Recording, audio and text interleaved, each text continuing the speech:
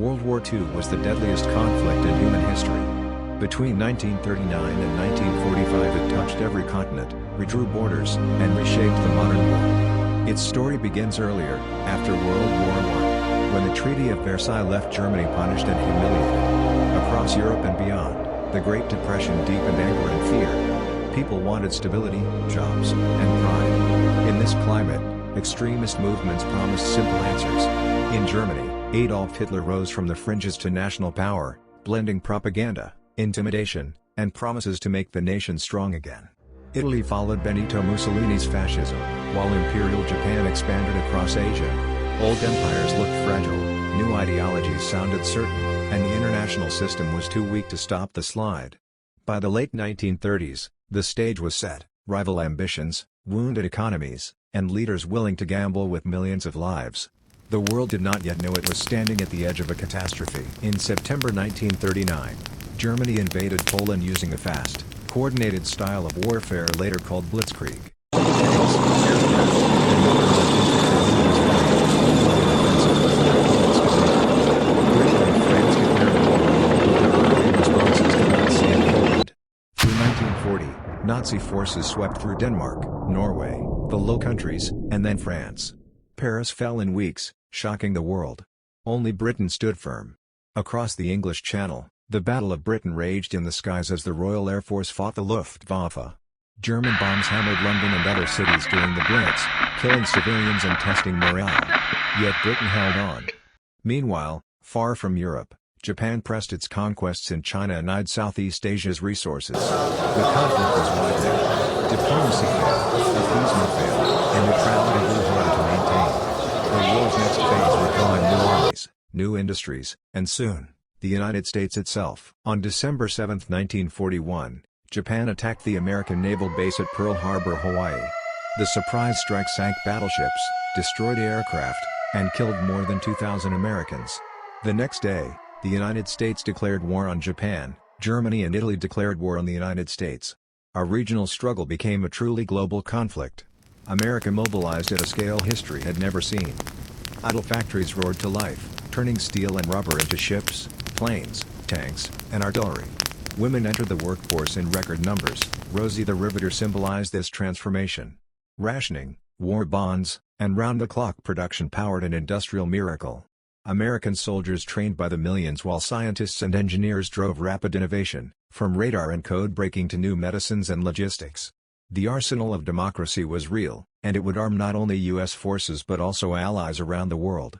The sleeping giant was fully awake. In June 1941, Hitler invaded the Soviet Union, expecting a swift victory. Instead he opened the largest, bloodiest front of the war. German forces advanced deep into Soviet territory, but distance, winter, and fierce resistance slowed the drive. The battles at Moscow and then Stalingrad were epic struggles of endurance.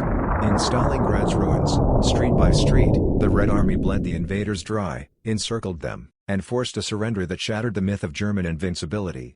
Far to the south and west, the Desert War surged across North Africa. British and Commonwealth troops battled the Afrika Korps under General Rommel. At El Alamein in 1942, the Allies halted the Axis advance and began to push them back. American forces landed in North Africa, learned hard lessons, and improved quickly. These turning points mattered. They broke the momentum of the Axis, strained their supply lines, and proved that coordinated Allied strategy could reverse earlier defeats. Control of the seas and skies decided whether armies could fight at all. In the Atlantic, German U-boats hunted Allied shipping, threatening to starve Britain and cripple the war effort. New technologies, sonar, radar, long-range aircraft, and better tactics slowly turned the tide. Convoys began arriving with fewer losses, carrying food, fuel, and weapons. In the air over Europe, Allied bombers struck factories, oil refineries, and rail networks, aiming to weaken Germany's capacity to fight. Losses were heavy, but combined with the Eastern Front, pressure mounted. In 1943, the Allies invaded Sicily and then mainland Italy. Mussolini's regime collapsed, though German forces fought stubbornly up the peninsula. Mountain battles, river crossings, and winter stalemates made Italy a grinding campaign.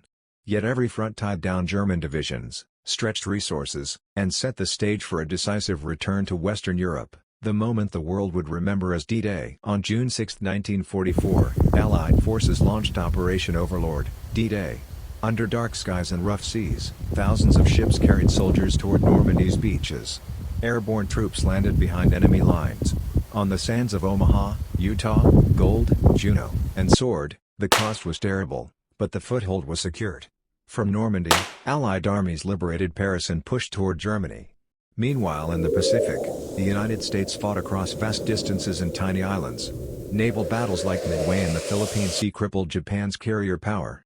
On land, Marines and soldiers endured brutal combat at Guadalcanal, Tarawa, Saipan, and Iwo Jima, each step closer to Japan.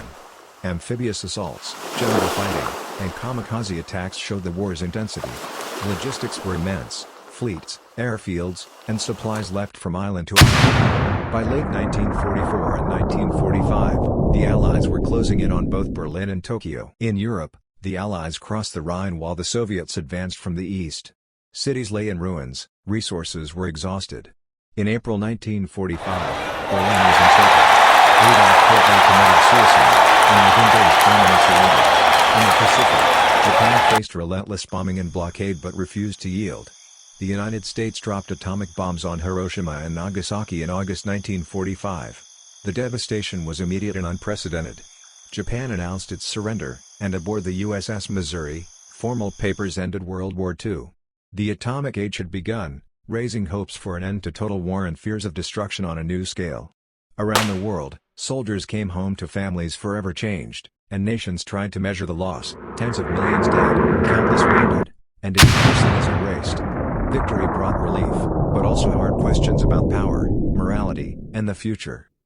After the war, trials at Nuremberg confronted Nazi leaders with their crimes, defining crimes against humanity for the modern era. The United Nations formed to promote peace and cooperation. Colonial empires weakened, independence movements grew, and a new country emerged between former allies, the Cold War. The United States and the Soviet Union led rival blocs, armed with nuclear weapons and competing visions for the world. Yet amid danger, remarkable progress followed: reconstruction in Europe, technological leaps in medicine, aviation, and computing, and a global conversation about human rights. World War II remains the deadliest war in history. It showed the worst that people can do, and the courage, resilience, and solidarity that can rise in response. Remembering this past is not about dwelling on tragedy, it is about learning responsibility. The choices of leaders and citizens matter. The future is written by what we choose to do now. World War II ended, but the peace was uneasy. Cities lay in ruins, millions were displaced, and entire nations struggled to recover. The United States launched the Marshall Plan, sending money and supplies to help rebuild Europe. In the East, the Soviet Union imposed control over territories it occupied, spreading communism and setting the stage for a new rivalry. The wartime alliance split apart. The world was no longer divided by old empires but by ideology, capitalism and communism, freedom and dictatorship.